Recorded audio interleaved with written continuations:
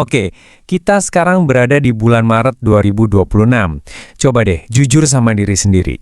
Kalau usia Anda udah deket-deket 40, tapi setiap awal bulan jantung masih suka deg-degan, masih harus tarik napas panjang dulu sebelum berani lihat saldo rekening, itu bukan kebetulan. Itu adalah tanda bahaya. Kenapa ya? Padahal itu kan uang kita sendiri. Rasa cemas itu beneran ada dan nyata. Dan Anda nggak sendirian kok. Kita tuh sering sengaja pura-pura lupa cek rekening karena takut kecewa sama angka yang bakal muncul. Nah, ini perasaan yang sangat umum. Dan hari ini kita akan bedah tuntas kenapa ini terjadi dan yang paling penting, apa solusinya. Nah, kutipan ini benar-benar nusuk ya. Ini menyoroti jurang yang dalam antara usia biologis kita dengan kedewasaan finansial kita. Seharusnya kan, makin tua, makin mapan. Tapi ya, realitanya seringkali nggak seindah itu. Rasa cemas ini sebenarnya adalah sinyal, alarm, kalau ada sesuatu yang perlu diperbaiki. Dan tenang aja, kita akan perbaiki bareng-bareng. Masalahnya gini, usia 40 itu bukan lagi masa buat coba-coba. Anggap aja ini semacam gerbang. Kalau kita nekat masuk ke gerbang ini tanpa persiapan apa-apa, kita bukan cuma bakal panik di tanggal muda, tapi kita bisa panik setiap hari sampai tua nanti. Ruang untuk bikin kesalahan finansial itu makin sempit dan konsekuensinya makin besar. Apalagi tekanan di tahun 2024 ini benar-benar nyata. Harga-harga naik, pelan tapi pasti, sementara kenaikan gaji seringnya nggak sepadan. Belum lagi tekanan sebagai generasi sandwich, ya kan? Satu kaki nopang orang tua, kaki satunya lagi nyangga anak-anak. Kalau pondasinya rapuh, yang remuk ya kita sendiri. Oke, mari kita langsung masuk ke langkah konkret pertama. Jadi gini, sebelum kita mikirin buat nyerang dan ngebangun kekayaan, kita harus pastiin dulu pertahanan kita itu kuat.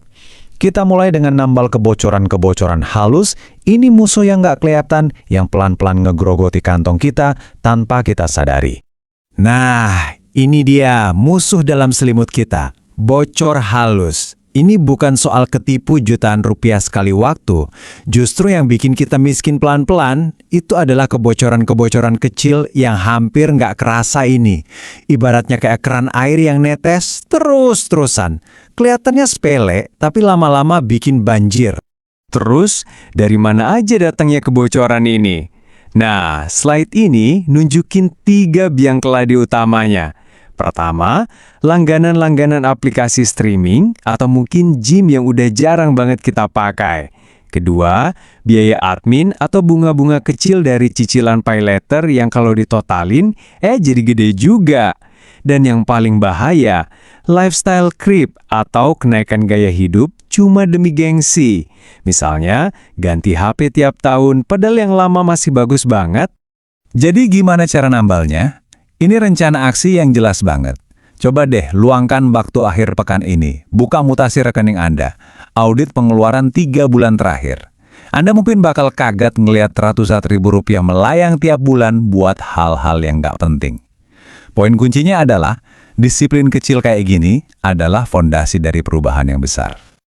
Oke, setelah kebocoran berhasil kita tambal, kita lanjut ke lapisan pertahanan berikutnya, membangun perisai finansial Anda. Kenapa? Karena hidup itu penuh kejutan, dan seringnya kejutan itu datang dalam bentuk tagihan. Nah, perisai ini adalah tameng pertama Anda saat hal-hal yang nggak terduga terjadi. Target minimalnya berapa? 3 bulan. 3 bulan biaya hidup esensial Anda.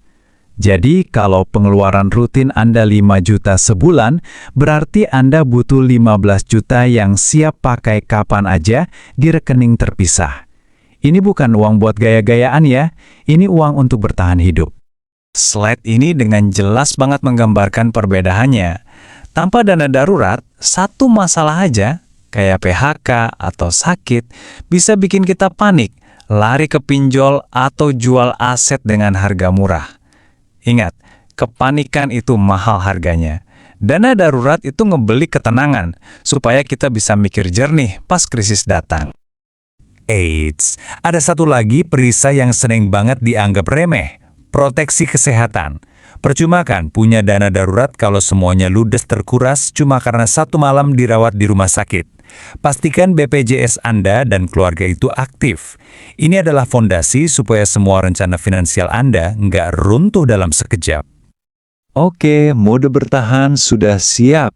Sekarang waktunya kita ganti mode, kita mulai menyerang. Serangan pertama kita tujukan ke musuh terbesar ketenangan finansial, utang konsumtif. Metafora ini tepat banget kan? Anda mungkin ngerasa, masih sanggup kok bayar cicilannya tiap bulan. Tapi sebenarnya Anda lagi kehilangan energi dan waktu. Uang yang seharusnya bisa diinvestasikan malah hangus cuma buat bayar bunga. Anda capek, tapi nggak maju-maju.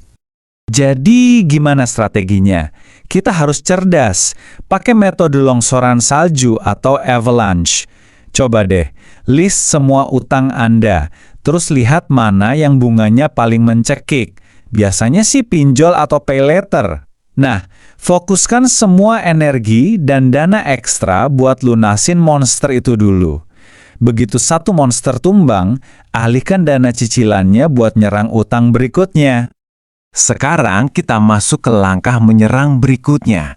Dan ini semacam plot twist. Di tahun 2026, aset paling realistis yang bisa dibangun oleh orang biasa itu justru udah ada di genggaman Anda setiap hari. Ya, bener, ponsel Anda. Selama ini ponsel kita kan lebih sering jadi alat konsumsi ya. Buat belanja, buat nonton. Coba puter arahnya 180 derajat jadi alat produksi. Anda punya keahlian masak? Bikin konten resep simple, suka baca buku, bikin ulasan singkat di media sosial. Anda bisa jadi afiliasi produk, atau bahkan bikin akun edukasi di bidang yang Anda kuasai. Modalnya bukan uang besar, tapi konsistensi. Ini bukan soal jadi viral, tapi soal menciptakan sistem yang bisa menghasilkan uang untuk Anda. Dan ada satu kebiasaan lagi yang bisa mengubah ponsel Anda jadi mesin aset, mikroinvestasi. Banyak banget orang nunda investasi karena mikir harus punya modal gede. Padahal, kekuatan sejati itu ada pada kebiasaan kecil yang dilakukan setiap hari. Jangan pernah remehkan uang kecil. Coba lihat tabel ini. Rp10.000 sehari, mungkin seharga secangkir kopi ya. Kalau disisihkan secara konsisten, bisa jadi jutaan dalam setahun dan belasan juta dalam 5 tahun. Dan itu bahkan sebelum kita ngitung potensi keuntungannya loh. Masalahnya bukan pada besar kecilnya uang, tapi pada kebiasaan kita. Nah, kita sudah sampai di akhir perjalanan singkat ini. Kita mulai dengan memperkuat pertahanan, nambal kebocoran halus, dan membangun perisai dana darurat. Terus kita beralih menyerang, habisi utang konsumtif, dan mulai bangun mesin aset baru dari genggaman tangan kita. Semua ini bukan teori roket kok. Ini adalah langkah-langkah yang sangat masuk akal dan bisa Anda mulai hari ini juga. Ini adalah inti dari semuanya. Bukan soal seberapa besar pendapatan Anda, tapi soal seberapa kuat kemauan Anda untuk disiplin. Pada akhirnya, Anda yang memegang kendali, bukan jumlah gaji Anda. Jadi, poin krusialnya adalah jangan pernah merasa terlambat. Anggap saja usia 40 itu bukan garis finish, tapi justru titik balik kemenangan finansial Anda. Yang penting bukan apa yang terjadi di masa lalu, tapi keputusan yang Anda ambil mulai hari ini setelah menyimak penjabaran ini. Sekarang, pertanyaannya kembali kepada Anda. Jangan cuma jadi penonton, pilih satu langkah saja. Langkah yang paling mungkin Anda lakukan dan mulailah minggu ini juga. Karena setiap langkah kecil yang Anda mulai hari ini akan sangat menentukan kualitas hidup Anda 5-10 tahun ke depan.